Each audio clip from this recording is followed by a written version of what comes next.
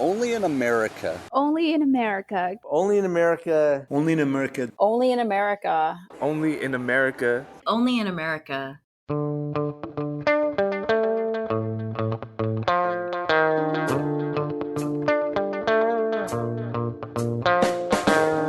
Hey there, it is Ali. This week what we're going to do is look back to look ahead.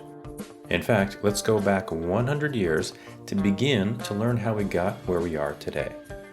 I think you have to know this history to understand what's happening right now, because people like Stephen Miller know this history. Yeah. You know, you can see it. There's like little cookie crumb hints, that he and Jeff Sessions know the history. They do refer to, you'll see in passing in interviews, they will refer to the 1924 quotas, they'll refer to 1965. And for them, these are kind of like the twin poles of American immigration history. From the National Immigration Forum, I'm Ali Nirani, and this is Only in America.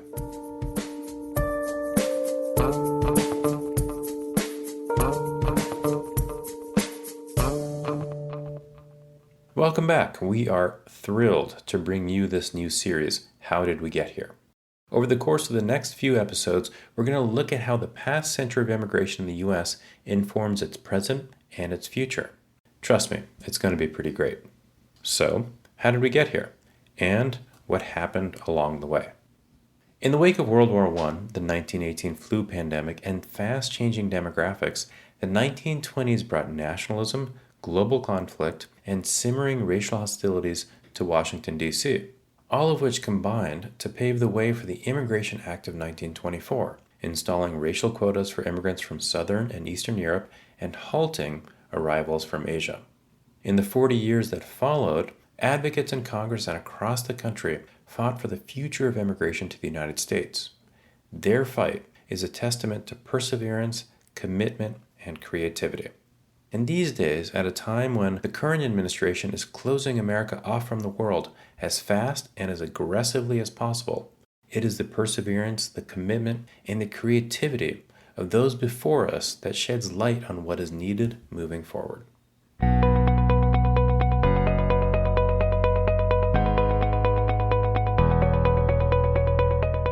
Support for the National Immigration Forum comes from the Carnegie Corporation of New York, supporting innovations in education, democratic engagement, and strengthening international peace and security.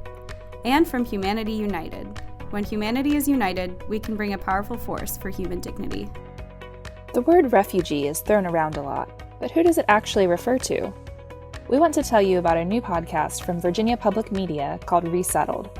Resettled shares the intimate moments of refugees' lives and explores the policies that shape their future in the United States.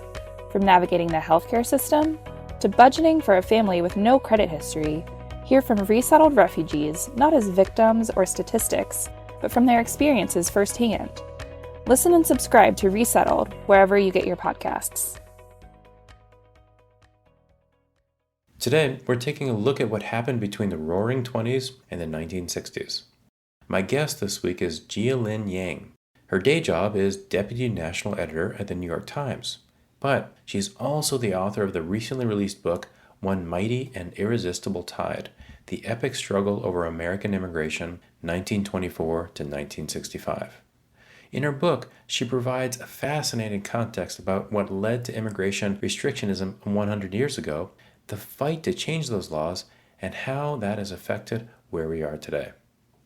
Jia Lynn, thank you so much for joining. I absolutely love your book. I'm just going to start there.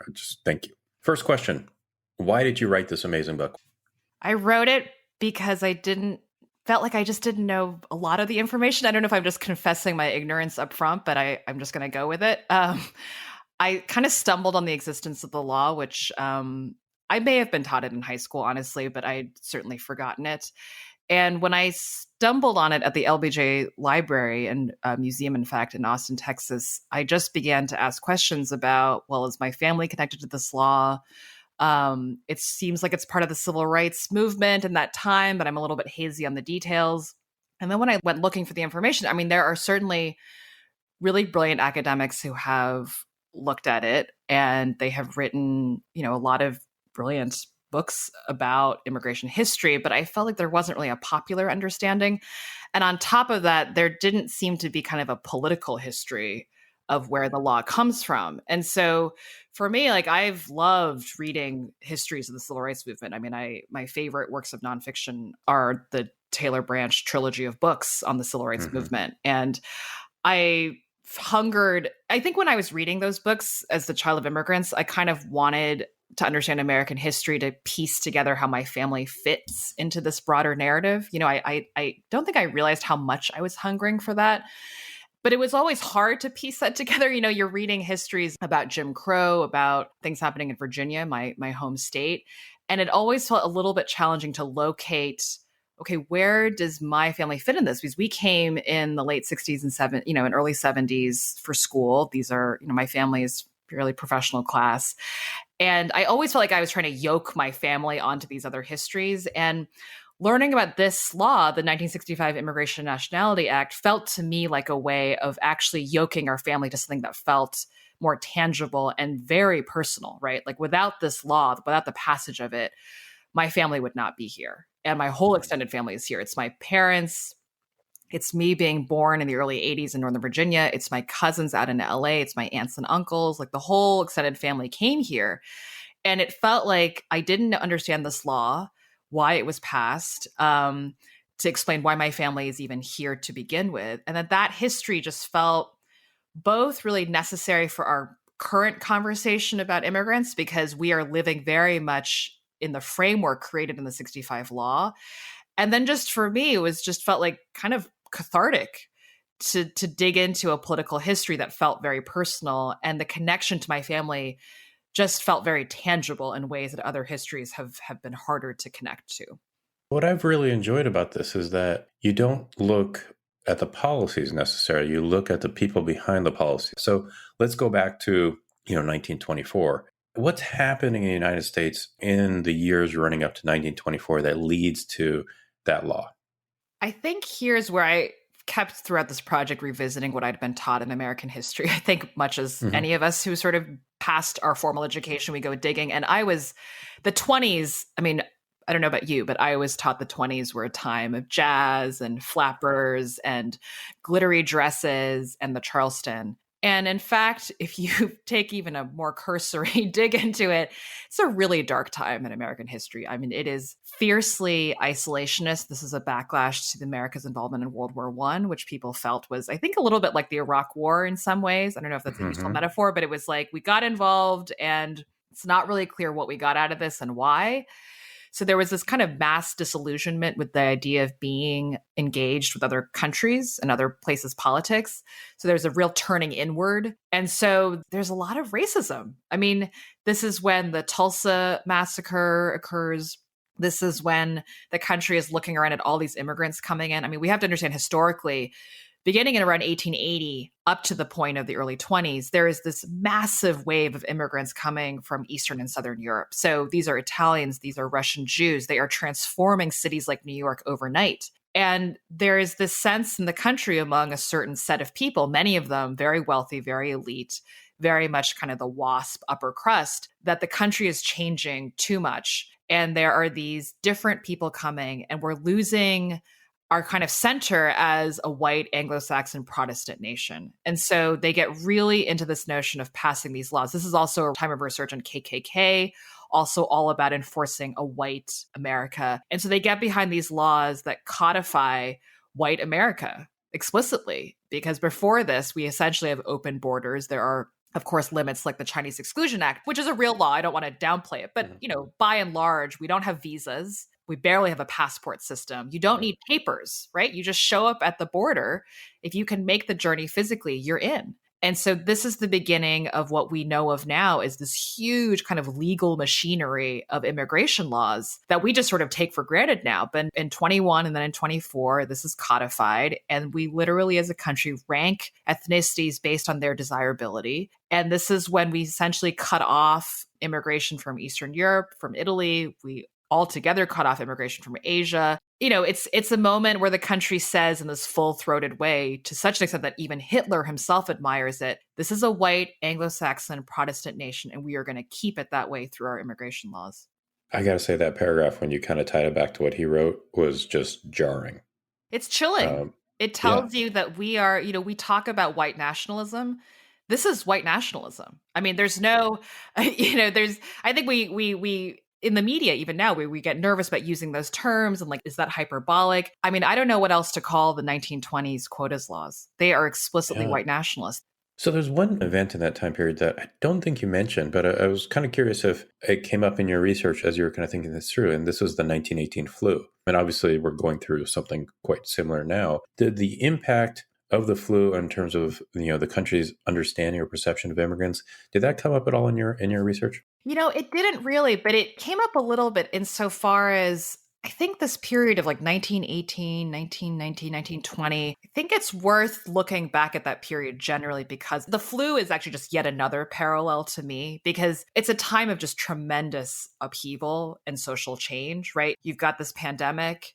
You have women's suffrage too, right? You have like this huge change in our society of who can vote. You have mass immigration changing the fabrics of major American cities. And so I think you put it all together. And, I kind of got stuck in the research and writing at the beginning of my book because it felt like there were kind of endless strands to tug on for what was roiling the country. And it kind of humbled me about our present situation. In fact, as I was working on this book and thinking about the 20s laws and where does it come from? Is it the pandemic? Is it suffrage? Is it immigration? Like all these things are swirling around. It tells you just how hard it is to make sense of massive change in our country, which I think we're living through right now. Like we're alive right now, right? Can we explain still the election of Donald Trump, right? Can we explain what's happening in our streets right now? Like it's like there's just a lot going on at once. And I think if we want to look back at historic parallels to make sense of what we're going through right now, I would absolutely point to this period of around 1918 into the early 20s of just how much the country is changing overnight. Yeah. So then you go from 1924 and through 40 years of just political history to get to 1965. This is a terribly unfair question because you cover so much in such a fascinating and kind of captivating way. But in those 40 years, what are the kind of the three flashpoints, good or bad or otherwise, that kind of stick out for you between, 1924 and 1965? I think World War II is just an incredibly important moment because it's the country kind of coming out of this isolationist period that I'm describing from the 20s. And the country is kind of thrust on the global stage and in this war, truly a world war, unlike World War I.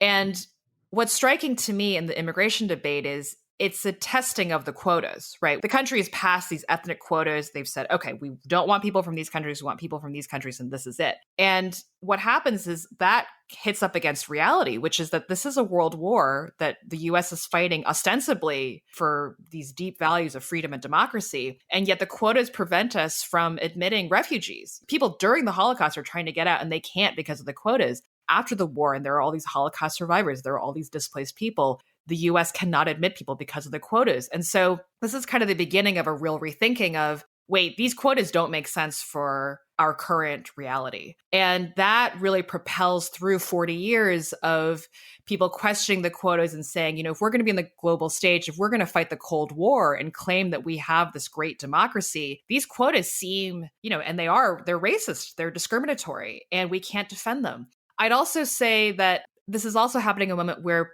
the people who came at the turn of the 20th century, these Jews, these Italians, are actually really becoming part of white America, right? When they show up, they seem really different to us. They dress differently, they worship differently, they speak different languages. They seem very much like others. And it's just so important when we think about race in America, especially when you start digging into the history. These categories keep changing over time. So who counts as white is changing dramatically in this period that I'm looking at between the 20s and the 60s.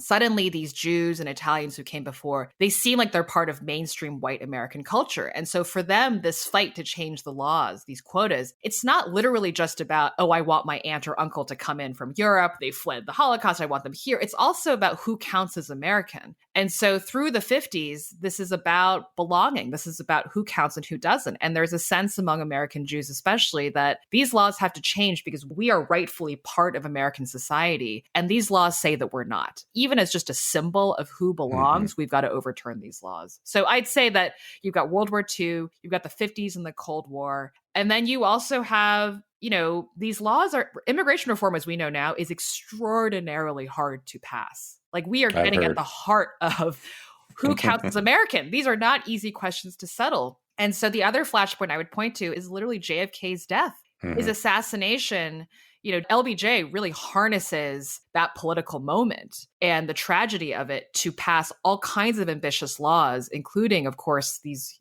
major pieces of civil rights legislation and including this immigration law. He gets them passed, but without that kind of moment of national trauma, I think it'd be hard to pass something of this level of ambition. And you mentioned the Cold War, but what also struck me in the book is the McCarthyism and the role of Senator McCarran from Nevada. Just, these figures that did everything that they could to block reforms using kind of, what was in the news at the moment. And the McCarthyism I did not realize that it had such an impact on efforts to help displaced people. I think we underestimate the power of that time in our political history, actually. I mean, it bleeds into absolutely everything. I think that we're still, frankly, living in the shadow of a lot of the kind of the viciousness of McCarthyist politics. And I think because it was coined McCarthyism, we think it's one guy, it's just Senator McCarthy from Wisconsin. Yeah. But yeah, in my research, Pat McCarran is a fascinating person. I mean, I traveled all the way out to Reno, Nevada, to the Nevada Historical Society to go through his papers. I mean, he's fascinating too. He's actually the son of immigrants. He's the son of Irish Catholic immigrants. They are farming in Nowheresville, Nevada. They're sheep farmers. And he comes out in the 50s as one of the most virulently anti-immigrant people. And yet another reminder to me, we see this currently in the debate too, that immigrants, or children of immigrants, you cannot assume are pro-immigration, right? There are plenty of people who feel like they come in and they want to close the door behind them. And for somebody like McCarran, he gets really swept up in there's a way in which immigrants too, I think often are like the most patriotic Americans, right? They're all in on the American project. They've uprooted, they are just true believers. And I think that can lead some of them to becoming very nativist because they feel very protective of America as this idea, as this project. And so he is so anti-communist that he begins to view these immigrants coming in as real kind of radical threats, people who, if you're not careful, you might admit spies, people who will undermine American democracy from within. And so during the 50s, he is just an extremely powerful senator. He's running the Senate Judiciary Committee. So all these laws have to go through him. And he essentially blocks all these efforts to overturn the 1920s quotas. And he is successful. LBJ. Everything that I read about LBJ and his immigrant experience was kind of the time that he spent as a teacher at the U.S.-Mexico border. You tell the story of his efforts to, in essence, kind of get Jewish refugees out of Germany and Austria. I did not know that was part of his history. It is because because Galveston, the port, there are immigrants coming through there. So there's actually like a pretty sizable Jewish population by the time LBJ begins his political career, really just as like an legislative aide on the Hill to a congressman. And he gets involved because people, I think as they do now, constituents will go to lawmakers and say, I have this special case, right? I need a visa. I have this relative. I need help. And lawmakers will intervene almost as a part of constituent services. And so during World War II, LBJ gets tapped for this help in a couple of different individual cases. Some of them are just so dramatic. Like the one I get into of this man, Eric Leinsdorf, he's coming from Austria. He's Jewish. He's a conductor and turns into one of the great conductors of the 20th century in America. But he is struggling to get out and get a visa. And LBJ intervenes on his behalf and helps him. There are other cases where he can't be as helpful. But I think, he never really writes about this himself, but I think you can only conclude that by intervening in these individual cases, he begins firsthand to see how the American immigration system works. And I think just how arbitrary it is, like the way that some people get visas, he's helping people funnel these visas through Cuba and just trying to kind of work the levers of the State Department to get kind of special dispensation for people. And there are cases where he does help people like Eric Leinsdorf. There are other cases where people die because he can't get them out in time. Was it Leinsdorf who ended up writing him a letter kind of disagreeing with one of his votes? Was that Leinsdorf? Yes, he disagrees with something he does later, but says, it's clear that he is really trying to be part of the American project. And I think LBJ is very proud. He's like, I helped this man become a true American. And the other person that you wrote about that I didn't realize had such a long history on this was Congressman Seller, who eventually went on to be one of the principal authors of the 65 Act. But his history and his experience in immigration goes back to the early 20s.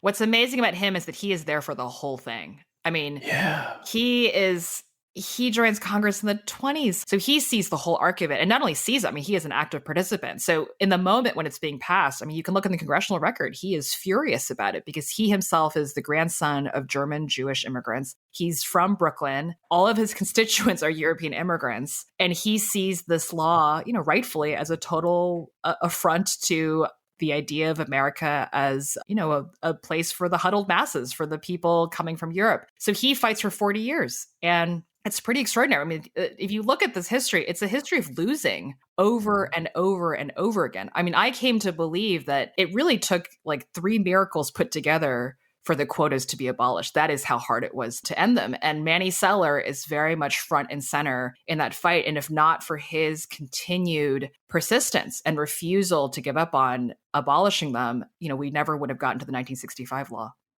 It was just inspiring. I did not realize he had been in it since literally day one of those quotas. Yeah, I think there's a political story here too. There's a lesson, I think, also about losing and the point of losing.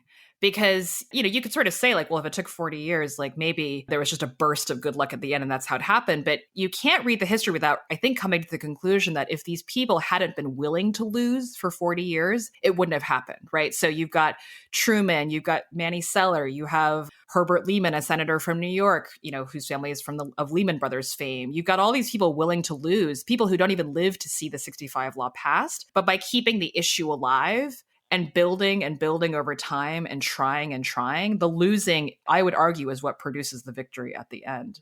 Were there any kind of key players outside of Congress that you saw as like, okay, these organizations or these constituencies were really critical over these 40 years to get to this point? I was really fascinated by the Japanese Americans who got involved. Yeah.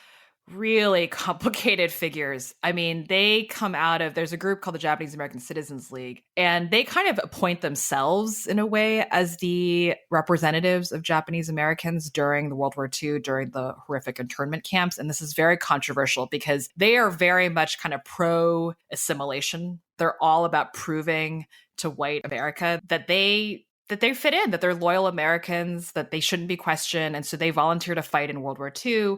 And they get involved in these immigration fights too, because the immigration laws essentially ban immigration from Japan. And so they are at every juncture very much involved, but sometimes working at cross purposes with other groups because they're looking out for themselves. But, 1952, when everyone's fighting Pat McCarran over this big look at immigration that results in the Mccarran Walter Act, which is the other touchstone. If you're looking at the history, right, there's 1920s quotas, there's 1952, 1965, of course, the LBJ. They win something very major for Asian Americans, which is that they win the right to naturalize for Asian immigrants, which up to then was only some, I think Chinese could naturalize, but like most Asian immigrants could not become citizens. They win that in 1952. And by doing that, they sort of abandon the fight to get rid of the quotas and really anger other groups that are trying to, abolish them. But they make this major win. And I think for anyone out there whose families came from Asia and they were able to naturalize, it's important to know this history and what happened. It has a lot of lessons and they win something out of it for sure, but they give up other things as well. So why did you pick this title? I meant to ask. One Mighty and Irresistible Tide.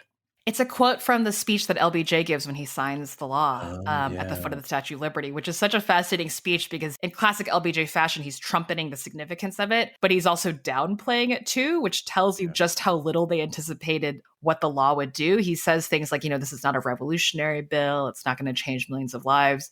Of course, that was completely wrong. The law allowed all of these non-European immigrants to come. And when the Trump administration talks about chain migration, this is what they're talking about. The law codifies that family ties take priority over everything else. And it's what allowed families like mine to come here. But it really single-handedly is a bit strong, but it almost single-handedly explains why our demographics have transformed so much. And LBJ in the speech, praises this one mighty and irresistible tide of immigrants who've come wave after wave and reshaped America, but he doesn't really understand, I think, what is to come. So you wrote, over the years, both sides of the immigration debate have calcified into broad slogans. One preached tolerance and equality, and the other warned about the risks to national security and the country's racial homogeneity. It just feels like that holds true today. So based on kind of the research and kind of what you see in the news these days, do you think there's ever a chance of kind of broadening beyond these points? And, what does that even look like?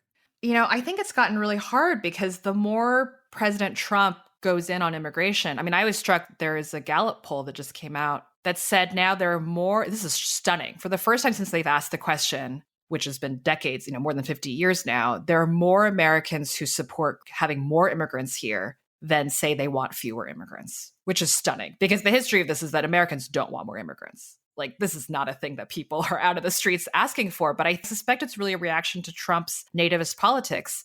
But, for me, it's not obvious to me that there will be policy ramifications, because in a way, Trump's sort of raw nativism makes the debate sort of oversimplified. I don't know if you feel this way too. It becomes sort of like rah, rah, rah. Do we love immigrants or do we not? And that really sidesteps, I think, very difficult questions about, first of all, do we want open borders, which I think most people politically would dismiss out of hand, but I think is worth pausing at that juncture of the debate because we used to have them effectively. So I think we first have to establish, if we don't want open borders, why not? And then if we say we want closed borders, then you're just staring down a series of extremely difficult to answer questions in my mind, right? So if we don't want open borders, do we have a numerical limit? Is there some number that we feel like is as much as we can handle? Who gets priority within that? Do we care about the ethnic makeup of the country? Do we want refugees? How many? Do we want people with special skills? Do we want family reunification? I mean, we're just back down all these difficult questions to answer. And one moment that I thought was kind of funny in the history when I was doing my book research was that when JFK was proposing this in 1963, and they're like, all right, we're going to abolish the ethnic quotas. We're going to start from scratch. We're going to do something equitable and just. We're getting rid of them. Everyone is like, wait, what are we going to do now? Like, what are the details of this? And then it's like, oh my God, we have to figure out, is it family ties? Is it special skills? How do we write it? And that to me is kind of where the Democratic Party is, right? Like they can kind of get by with this rah, rah, we love immigrants. They hate immigrants. We love them. But then the moment you get past that point of slogans, it's like, okay, well then who can come and who do we say no to? I think that's the harder part. Like who gets told no? And I have to say, looking at the history, it's not obvious to me that my family should have received priority. Like, why did we get priority over and above people who were being actively persecuted, right? Or people who were stateless refugees? Like, my family was, we had escaped communist China, right? So there was obviously, we were something of refugees. I don't know if I would use that word, but like we left our home country. We get to Taiwan. But we're doing okay in Taiwan. Like we're not destitute. Yeah. We're not being politically persecuted. Why did we get priority over other immigrants? And so I just think we need to have, we're just overdue for that conversation, which I don't blame everyone for avoiding because it's actually really hard. And I can't pretend to have the answers myself, even about my own family. Yeah, it's an issue that's boiled down to the most simple talking points, but I just think like most Americans understand it's really complicated and they almost want to have a very complicated conversation about it. And it's just hard to do that, in the current environment. Yes. It's almost cartoonish, right? It's like, I almost feel like immigrants have been turned into mascots in a way, right? Are you like pro-immigrant or not as a shorthand?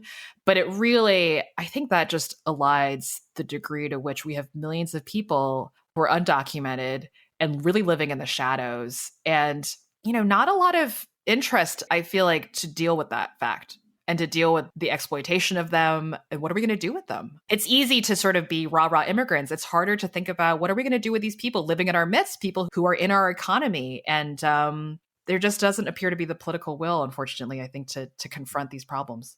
So I got two more questions for you. First is, what do you think is the biggest thing we can learn from the history of immigration? And I would completely agree with you that I think that, this period between, the early 20s to the early 60s is probably more important to understand in terms of the context of immigration than anything else at this point, as I read. So what do we learn from that period that can help kind of inform the future of efforts to fix our system? I think we have to understand that we have not always been a nation of immigrants. We explicitly wanted to stop that in the 20s. And in fact, that I think you have to know this history to understand what's happening right now, because people like Stephen Miller know this history. Yeah. You can see it. There's like little cookie crumb hints, that he and Jeff Sessions know the history. You'll see in passing in interviews, they will refer to the 1924 quotas. They'll refer to 1965. And for them, these are kind of like the twin poles of American immigration history. 24 being a high point of asserting kind of the white ethnic identity root of America and codifying that in immigration laws, and 65 as kind of the beginning of the end, where people let their foot off the gas and allowed all this immigration to be sort of rampant and rampantly non-European. And I think for them, they want to get back to the 20s. And so I just think if you're going to be engaging in this current debate, you need to know, first of all, what they have in their heads. And I've been surprised at how little people on the other side of the debate know this history. Like, I hear a lot of, oh my gosh, the Trump administration, this is unprecedented what they're doing. It's unthinkable that we've never been about this. This is just outrageous. And I just think, well, that's not true at all. Like, in fact, not only did we do this in the 20s, even in the 65 law, if you look at the debate, there's a concerted effort to keep America white, even in this law. I mean, the family reunification clause is made the top priority because people want to keep America white. I mean, they're looking at the racial makeup in 65 and it's all Europeans, right? The immigrants who are there are European immigrants mainly. And so in their mind, the easiest way to maintain that status quo is to say, well, if you have immediate family, you get priority, right? So they're imagining just more Europeans coming in, right? It's someone from England's sister or brother, like that's who's coming. They don't foresee that, in fact, the future of American immigration is not from Europe, it's from the rest of the world. And so even in the 65 law, which I think a lot of liberals hold up as like this high watermark of like multiracial democracy, there are shadows in that law of white nationalism as well.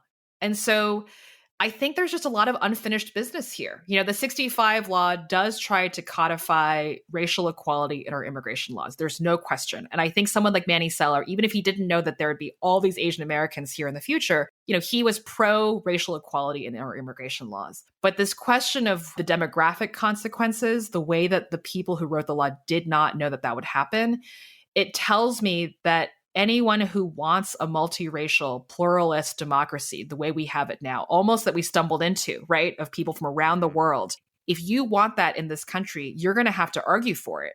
Because no one, I think I would argue, has made a full-throated argument for that ever before, even in the law that created it. And so we haven't finished that work. And so someone like Stephen Miller can see that opening and say, well, we didn't mean to do it. And he's right. Like they didn't. If you look at the congressional record, they weren't sitting down passing 65 saying, we want Asian Americans, we want Arab Muslims, we want people from Africa. Like they were not thinking that. So if that's a thing that someone wants to argue for, you're going to have to really make that argument in a full-throated way, I think, because that's never been done before. And in fact, if somebody wants to argue that this current demography is a bit of an accident, they actually have a lot of ammunition in the history to make that argument. And I just think that we just have to realize that if we're going to move forward. I feel like we could put together like 3 or 4 episodes easily of this. Yeah. So unfortunately, you've got other things to do with your day. So my last question for you. The name of the podcast is Only in America. So it's a question I ask of everybody just to complete this sentence. Only in America, ... Would there be immigrants from every single country in the world? No one has ever tried it before like this. And we did it at the beginning. We stopped in the 20s. We stopped through much of the 20th century. We started up again in the 60s. And here we are. And we write the future now. Immigrants and the children of immigrants from 65, we are writing the future. Jia Lynn, thank you so much for your time, for putting together this just incredible book, One Mighty and Irresistible Tide. It is, hands down my favorite immigration book, far and away. So thank you for the time and thank you for everything. Yes, thank you so much for having me. It's wonderful that you've enjoyed the book. I really appreciate the support. Jia Lynn Yang is a deputy national editor at the New York Times and author of One Mighty and Irresistible Tide, The Epic Struggle of American Immigration, 1924 to 1965. You can find more information about Jia Lynn at our website, immigrationforum.org/podcast. And next week, tune in as we continue to take a look at how our immigration processes came about. We'll talk more about what happened in the U.S. after we eliminated ethnic and racial quotas. If you like what you hear, subscribe to Only in America on Apple Podcasts, Spotify, or wherever you listen to podcasts. Only in America is produced and edited by Joanna Taylor, Megan Wetmore, and Becca Wall. Our artwork and graphics are designed by Carla Leha. I'm Ali Nirani, and I will talk to you next week.